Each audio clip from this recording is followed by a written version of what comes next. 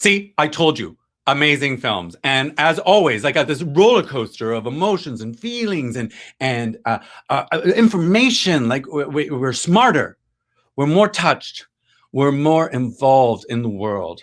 So let's meet some of the people who helped bring us into these worlds. So please welcome people from the films. All right, so now let's get to meet all of you. Let's just go around clockwise, starting with you. Who are you? How are you involved in the film? Well, and start with what film was yours?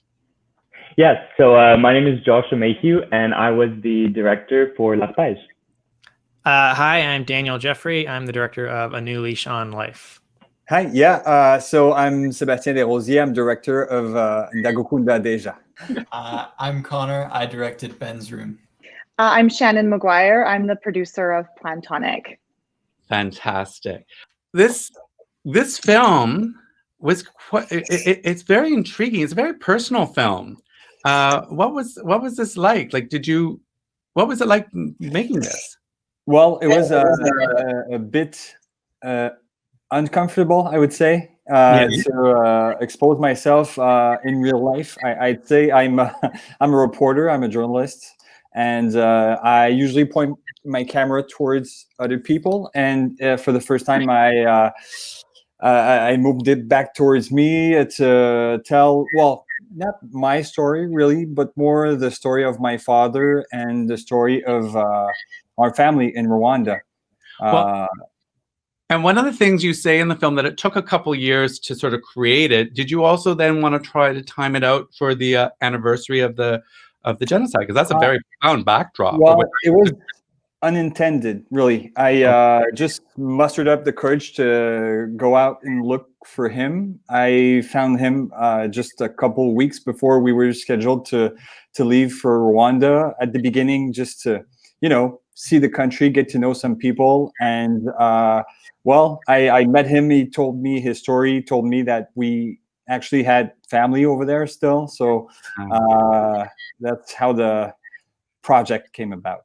Now, have the people in the film, have they seen it? Like, has your family seen it? They did.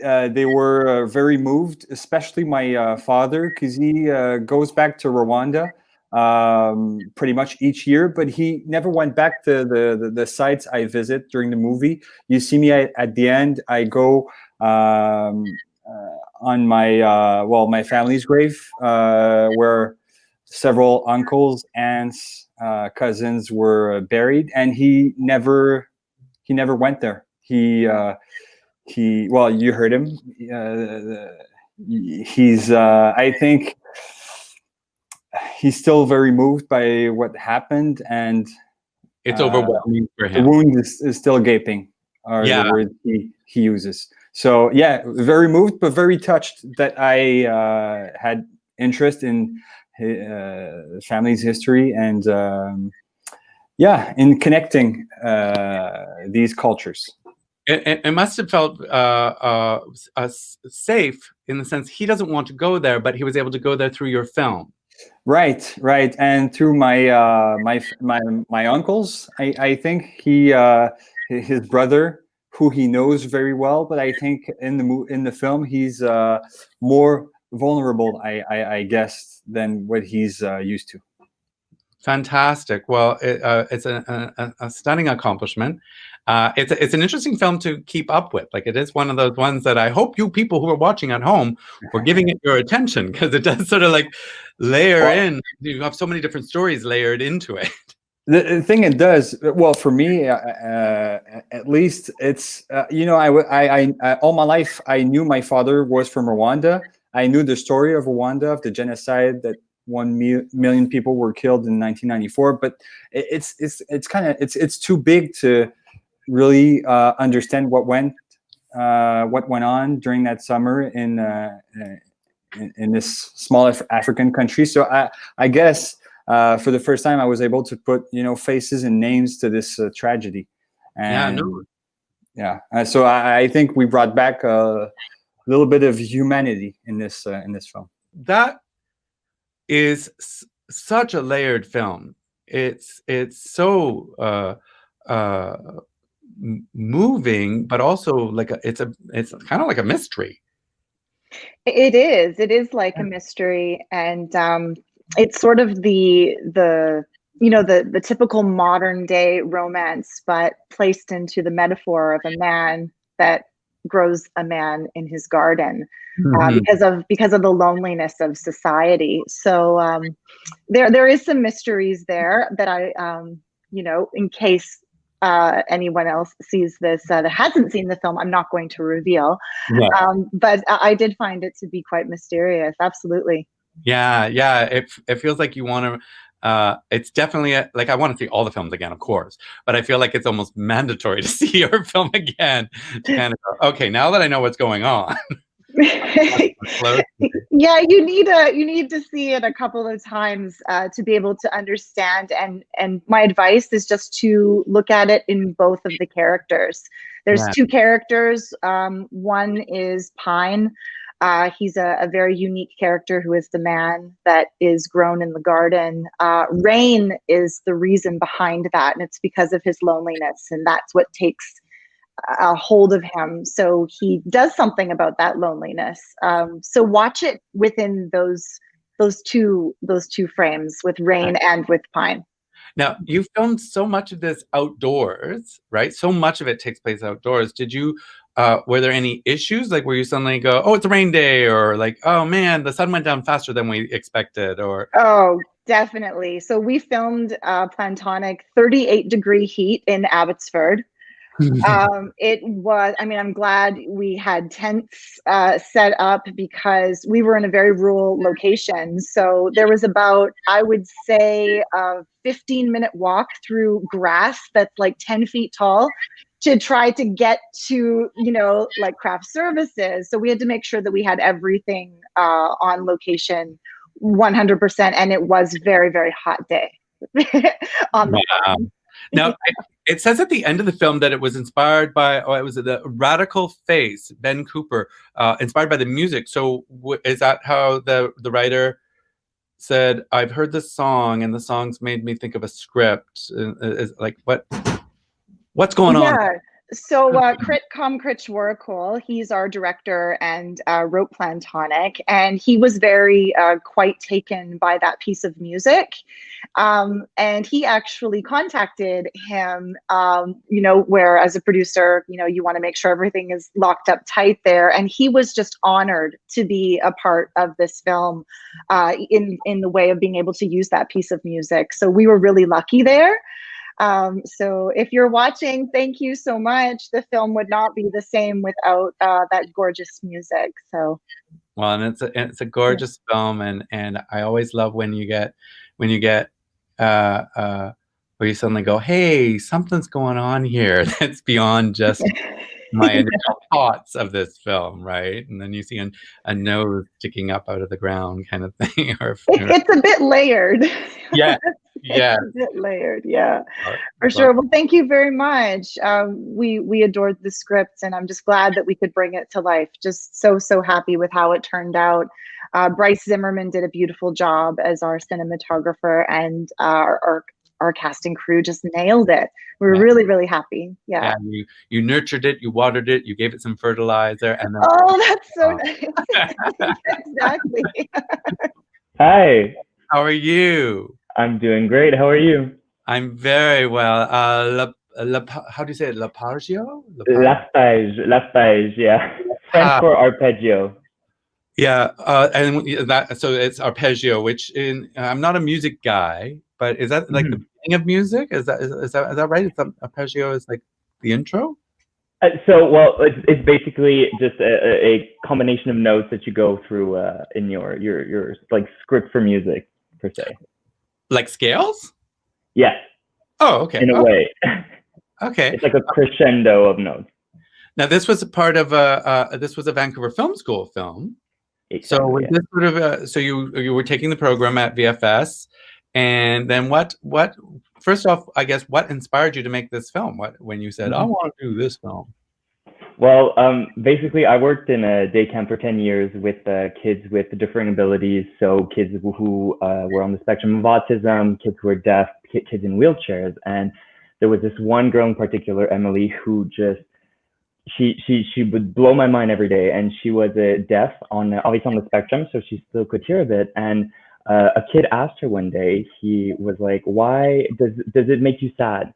Does it make you sad that you can't hear? And she answered him just very briefly and calmly, like, well, hearing is not the only form of language, or, it's not the only way that you can communicate. And then she just went on about how it's about what she sees and what she feels. And that just like, it blew my mind. I found it so beautiful. And I'm like, when I'm at VFS, I'm going to create a sensory experience for the able-bodied audience to be able to perceive things in a different way and to understand how communication and connections, how they really shape us and they can change us and move us. So right. Now, the art direction in the film is quite spectacular, and I just have to ask, like, because of course you had also the color splashes that were like filters on some of the stuff, but then you have that piano with the keys. Now, did you go into a place and went, my, what a colorful place, and look at that piano with the colorful keys, or did you say, hi, can we paint your piano, please?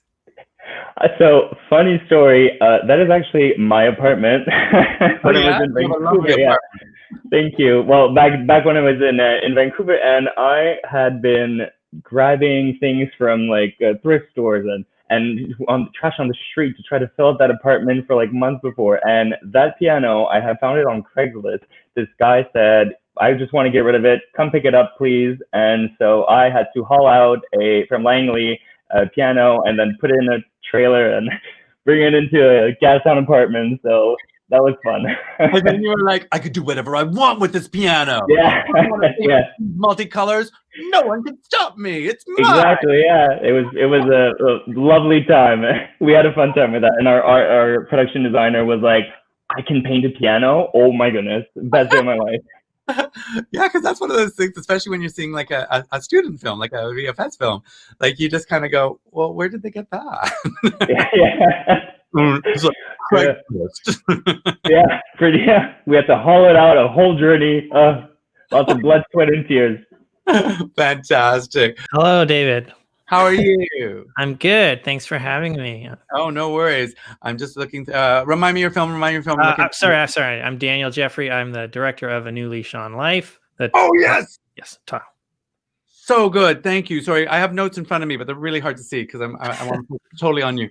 New Leash on Life. That was, first off, you have like a remarkable cast from the voice actor, and you have Nancy Robertson in there and stuff. So were you involved with Corner Gas at some point? Because there are a lot of Corner Gas people in that film. Yeah, no, it was sort of a very lucky chain reaction. It was a script we had kicking around for a while, and it went through different casting ideas. And my friend Corbin Salakin, he did a feature film a few years ago called Patterson's Wager that Fred Ioanowicz starred in. And so they kind of became friends through that. And I met Fred a bit back then. And then Corbin pitched, he was a fan of our script and thought Fred might be interested because he was doing voice acting, and pitched it to him. And he said he'd come on board and was very generous and with his time and really fun. And then it was Fred who, we couldn't find a vet for a while. We were struggling with that role. And then Fred said Nancy might want to do it or would be willing to do it. And we were like, yes, please, if she wants to. And we met with her, and she was also came on board just basically for fun. It was just a half day kind of gig. And then they got to improv with each other and be on set. So that was super lucky. We couldn't have anticipated or like, I've improvised with her. At Theater Sports, and we did a TV series together a long time ago, a television pilot for her show. And as I was watching it, I went, I think they just turned the cameras on for some of this and said, "Ooh," and then decided what to use.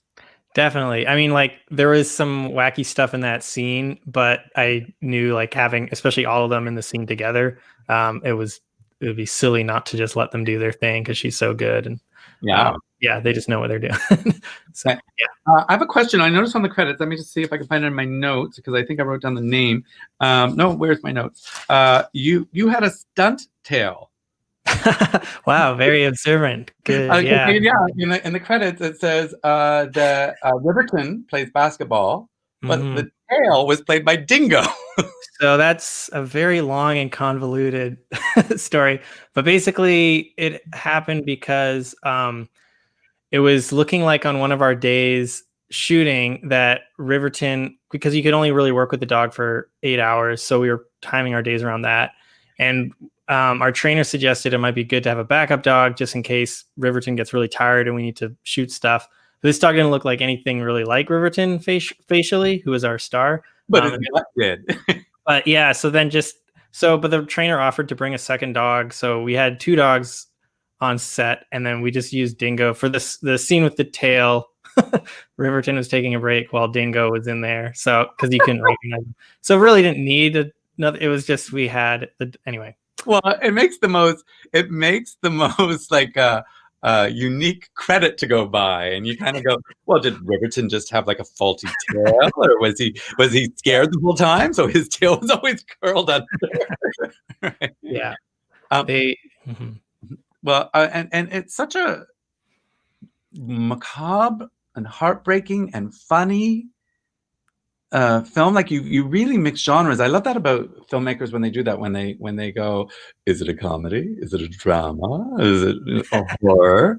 How did this come to be? Like, what made you, why did you do this? Yes, I mean, I asked myself, it was a total tonal experiment, and it, through pre-production and scripts, it kind of went back and forth between just a straight out comedy to that us being more interested in doing it dramatically and then it kind of fell somewhere in between. Even in the edit, it was kind of changing tonally. But it was originally started just a joke. It was just a funny idea that I had actually fun with my friend Andrew Gillingham, who directed The Wait, who's not here, but at school. And then my other friend Mac wrote the script overnight, having heard the joke of, if a dog could talk, and you had to put it down, what would that conversation be? I just thought the script was really funny, and I thought it'd just be a blast to make if we ever could. And it took like 5 or 6 years, but like by the time we did make it, it had gone through so many iterations in our heads that like it started to be interesting. There was like a real emotional core to it for sure, because everybody's dealt with pets having to be put down before, and so like it felt like we had a hook there to actually dive into some potentially cathartic emotional stuff. But I don't know. But at the end of the day, we wanted to make a comedy, so it had a happy ending. Nice. Hello. Hi, Conor. Glancing at my notes, seeing Conor. It's Ben's room. Yeah. The animated piece in this program. Very touching film. Thank you. Like charming and quirky and cute, and also really sad. So what? How did that come to be? Well, all of my stuff got canceled at the start of 2020. I think a lot of people did, and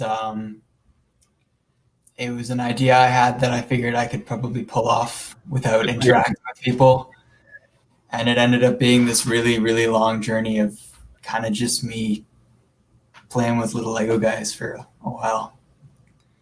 Wow. So, were you like the entire crew on this then? Yeah, pretty much. Pretty Yeah. much. That was kind of the idea. Right. Try and have something that I can pull off on my own. Oh wow. It's quite a. And was it your idea to have like a protagonist that just didn't speak, like he just has expressive eyes? Yeah, that was an important part of it, actually. I felt like there was something to be said about, is that the character of Ben that's coming, like it adds a little layer of depth to it, but also it's really hard to make a little Lego guy talk and interact with things and have a voice. Like, where would his voice be? I really like the idea that he was kind of just a wanderer. Well, it makes us project onto him, right? Yeah, exactly. And decide what's going on in his little Lego head. Yeah, for sure. What are we thinking about right now? One of the things, really quick, because we have to keep these tight, because I have to get the other people in. But one of the things that popped into my head was when he was going up the books, right? So he had to travel up the books to get up, and I was going, I wonder if they were just picked on size, or is there some symbolism into the different books that he walked up? Thank you for noticing that. There actually is, the whole movie is a big love letter to my childhood. obviously with the Lego. Those are a lot of my favorite childhood books. Was the big idea was that he was kind of being a part of this whole world that was kind of childhood. Yeah. Yeah. Yeah, because as when I saw the titles and stuff, I went, "Oh, I don't think these are random." Right? No, Yeah. definitely not. Well, good job. And the only time for a second it felt like it might be a bit of a horror film is I just kept imagining stepping on him and going, "No!" So good job. Wonderful film. Thank you so much. I appreciate it. So Wait, right? Or The Wait. Is it The Wait or Wait? It's The Wait. The Wait. Yep. Yep. Like the song. It's metaphor. It's intriguing because when we first start seeing things moving, we're like, what's going on in this film? And then it is so gut-wrenchingly heartbreaking. What was it like doing that? Oh, well, first of all, how long did it take to make that? Because it doesn't strike me as, it strikes me that you as the actor had to do a lot of like work beforehand, but it probably wasn't a long time to shoot. No. And, he had Andrew had a really ace crew, and you don't get those folks for too long. They're doing it for love, and you just grab them when you can grab them. So it was a few days. I want to say 3. Sorry?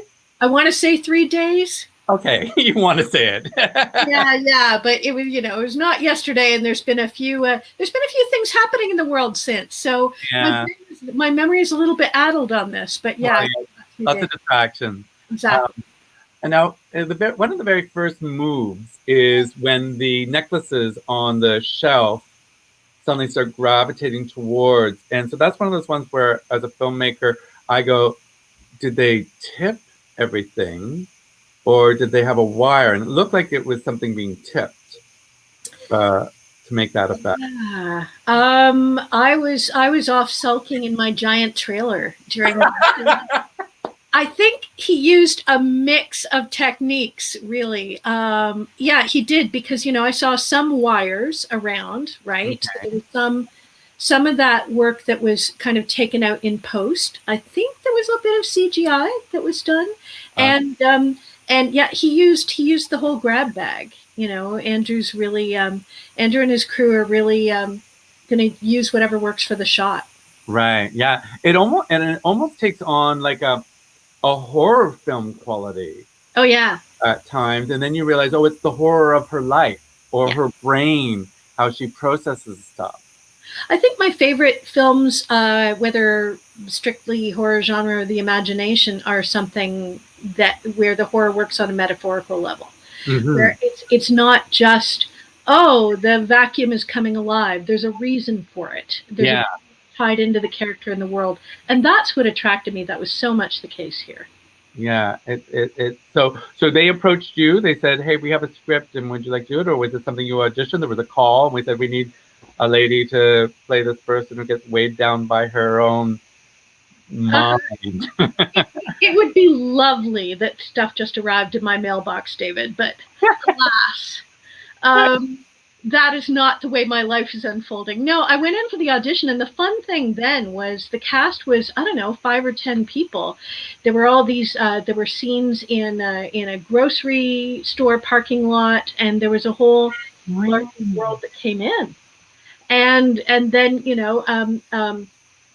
Andrew, the months went by, and I waited for the revision, and I knew that he was putting the team together and putting things together, and he came back and said, "I think it's just you." Well, no actress hates to hear that, frankly. Now, was this pandemic related? Like, it was like, well, we have to go to all these places, and there's going to be a pandemic, and oh my God, no. Wow. I'm sure it helped with the budget to have the single location, which was his apartment. Spoiler alert. So, it was super. But no, I think he said, I'm sure that's part of it, because we're all pragmatic creatures, right? If he'd been given $1 billion, would he rented a flashy tower? Maybe, I don't know. But the more he thought about it, Andrew said, the more he realized that centering it on her and her world and just her interaction with the forces of the universe was enough. It really, that compression strengthened the story. It made it stronger. What was a happy accident? It's funny because in my film, you hear a song in Kinyarwanda, that's the language in Rwanda, and the guy who sings this song is like the Celine Dion, if you want, of Rwanda. And my dad, he told me, you got to meet this guy, and I was like, I can't imagine I'll meet him. And the first day we were there, we asked somebody, they brought us to him, and he gave us a tour of the stadium where we filmed the ceremony, and he sang us that song. So that was a beautiful accident. Nice. And the song is about a father being reunited with his son. So everything was perfect. Wonderful. Who else got one? Who else has got a happy accident? I was just going to say, I love working on a documentary where something reveals itself, going, you should film this too. That's beautiful. Who's got a happy accident? That's me. Oh, Okay. Go on. Go ahead. It was something I didn't even notice until post, or there was just a moment where the camera was during a reframe. It accidentally recorded like the picture frame of our dog on the wall, like overlooking the parents struggling. And it was just like this artsy shot that I was like, oh, I'll throw that into this montage for 2 seconds. And Nice. made a laugh. So it was good. Nice. Who's next? I'll go. Okay. So in one of the scenes where Pine is on the couch and Rain is lying beside him, our set deck was absolutely incredible. They had like an LGBTQ rainbow flag. Oh, I remember. And it's, we're like, is this going to work? Do we want it to, to have that? But we ended up throwing it sort of just on the couch, and it was like, that's perfect. That looks so great. And since it's an LGBTQ film, it was just that subtlety that we were looking for, and that color. The color was so beautiful. So I'm glad that it was like either thrown in the car last minute or planned, but it was absolutely right on. So Fantastic. I love it. And I love it that it totally felt like, sometimes when you see, especially like the rainbow flag, you sometimes go, okay, we get it, they're gay. But in this case, it was just like they had it, and they threw it there, and they went, there's a thing, right? Like it looked like it was the characters, not like a wink. It was a nice little. Yeah, like it belongs to them, or they just threw it on in the story. Thank you, Jennifer. Thank you. Who's next? Who's got something for me? We only got a couple seconds left. Okay, go. I'll go real quick. We were supposed to shoot a major part of our film in a bookstore, but last minute problems. We couldn't have a location anymore, and we had to find one quickly, and we decided to go to an park, and it was probably the best decision we could. We were scared with like rain and stuff, but with the colors and everything, and beautiful moment. Nice. I have a quick one. Okay. I have really weird ass feet. I mean, my toes are just kind of this Picasso thing of this character, and painted like lemon yellow. They were so perfect and pathetic. And I went, finally, I don't have to hide my feet. Loud and proud, baby. Loud and proud. I know, they became quite prominent, and it's one of those things with her toes that even though she was fully depressed, you went, well, she takes care of her feet, right? Yeah, that was my little button of hope. Yeah, I loved it. A little bit of sunshine. And so I think you're it, sir. I think you were. Where's I have a quick one as well. Yeah, with animation, it's really hard to get a really happy accident. But I found one of my favorite parts of it is the carpet kind of getting winded over, and that came out of, it's really hard to stop motion animate near a carpet because it just moves. Right. So I was able to use that and actually make it look like something as opposed to an accident. So this is, you're shaking your fist going, oh, this carpet. You're like, no, wait, I could use this. Yeah. Love it. Bravo to all of you. Thank you so much for sharing your work I'm so thrilled to watch them all, and I thank you. Bravo! Round of applause. A round of applause.